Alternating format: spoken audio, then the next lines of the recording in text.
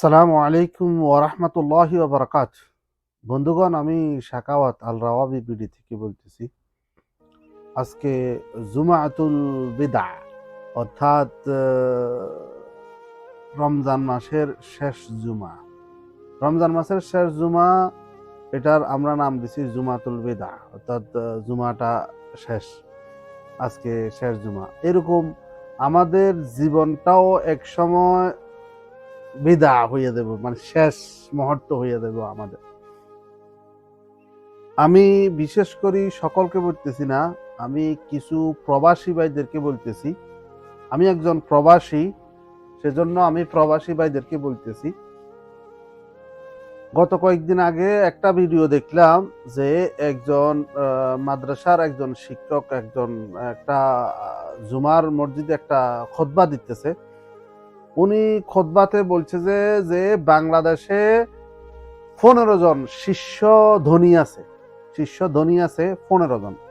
ওই 15 জন শীর্ষ ধনী ব্যক্তি, ওনারা যদি জাকাত দেয় তাহলে ওই জাকাতের টাকায় পুরা বাংলাদেশের প্রত্যেকটা ইউনিয়ন প্রায় 60 কোটি টাকার উপরে পাইবে, প্রত্যেক ইউনিয়ন। তাহলে কত কত টাকা তাদের জাকাত আসে।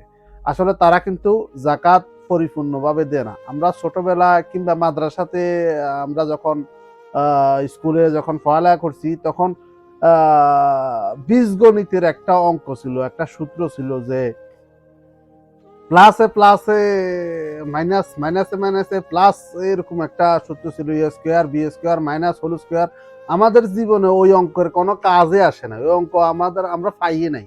আমরা আমরা এই ক্ষুদ্র জীবনে ওই অঙ্কর কিছুই আসে না, কিন্তু ওই সূত্রটা শেখার জন্য শিক্ষকে অনেক মারা মারছে, অনেক পিটা খাইছি ওই সূত্রটা শেখার জন্য, কিন্তু ওই সূত্র আমাদের কাজে লাগে না। তবে ওই সূত্রটা বাংলাদেশের শীর্ষ ধনী যারা আছে তারা কাজে লাগাইছে। তারা কিভাবে কাজে লাগাইছে সেটা হলো ওই যে প্লাসে প্লাসে মাইনাস।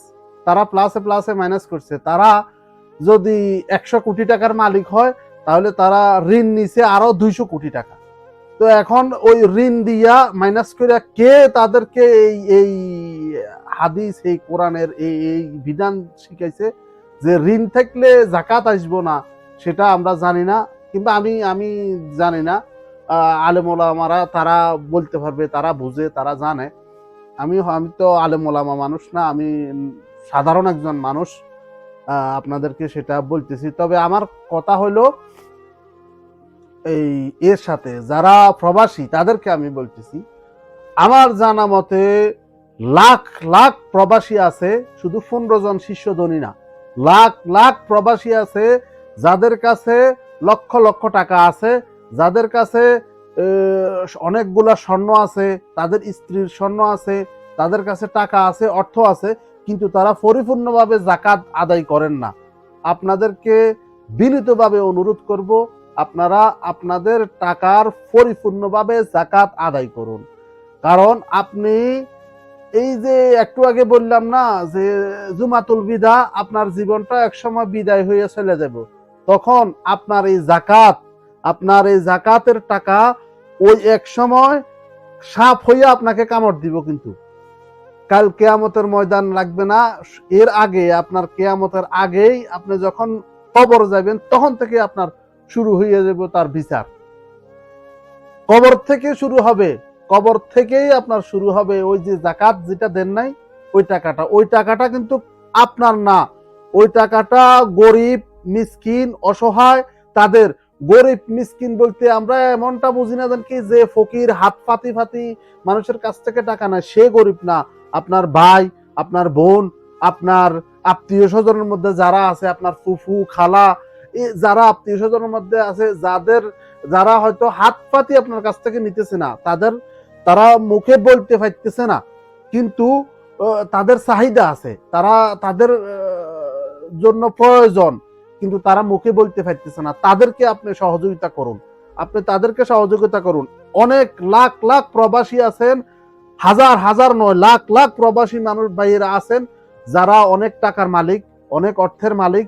আপনাদের অর্থ আপনারা গুচ্ছ রাখছেন, আপনাদের অর্থগুলো আপনারা গোটায় রাখছেন, ব্যাংকে রাখছেন, কিংবা ঘরে রাখছেন, কিংবা আপনারা জাকাত দিয়ে দেন। কারণ আপনার সন্তানের জন্য আপনি এই টাকা অবৈধ কইরা রাখতেছেন।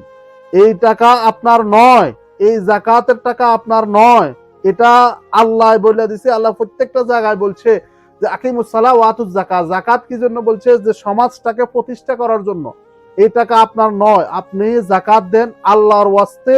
আপনি এই টাকা রাখবেন না আপনার কাছে, কারণ এই টাকা আপনার কাছে থাকলে এই টাকা আপনার কাছ থেকে বাইর হয়ে যাবেই এক সময় না এক সময়। এই টাকা আপনার কাছে থাকবে না, এ টাকা চলে যাবে আপনার কাছ থেকে যে কোনো পন্থায়, যে কোনো মুহূর্তে, যে কোনো ভাবেই আল্লাহ এই টাকা আপনার কাছে রাখবে না, এই টাকা আপনার কাছ থেকে চলে যাবে। তবে আপনি জাকাত হিসাবে এই টাকা আদায় করে দেন, তাহলে আপনার মনটা শান্তি পাবেন। আপনি এই বছর যদি 10 টাকা আপনার জাকাত আসে, আগামী বছর আল্লাহ আপনাকে এমন অর্থের মালিক বানাইবো, আপনার কাছ থেকে আল্লাহ এমন অর্থের মালিক বানাইবো, আপনি 15 টাকা জাকাত দিতে পারবেন।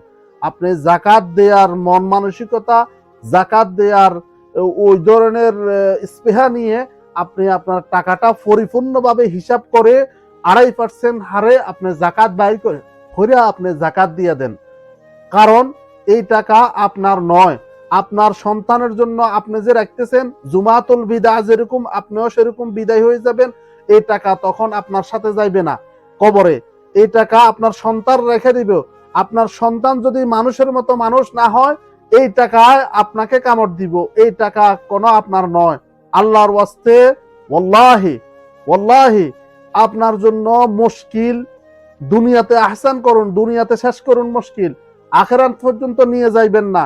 আপনি জাকাত দেন, জাকাত দেন, জাকাত দেন। জাযাকাল্লাহ খায়ের। সকল প্রবাসী ভাইদেরকে বলতেছি, আমি শুধু 15 জন মানুষের পর্যন্ত তো আমার কথা পৌঁছাইবো না, কিছু কিছু মানুষের কাছে আমার কথা পৌঁছাইবো। তাদেরকে আমি বলতেছি, আপনারা হিসাব করে জাকাত দিয়ে দিবেন। আপনারা অল্প কিছু টাকা দিলেন, 10,000, 20,000, 15,000, 5,000 টাকার কাপড় চোপড় নিলেন, মানুষকে দিয়ে দিলেন, এটা দ্বারা আপনার জাকাত আদায় হবে না। আপনার জাকাত আদায় হবে না। লাখো প্রবাসী আছেন, আপনারা অনেক অর্থের মালিক, আপনারা কিন্তু জাকাত দিতেছেন না। আল্লাহর ওয়াস্তে জাকাত দেন। ধন্যবাদ। জাযাকাল্লাহ খায়ের।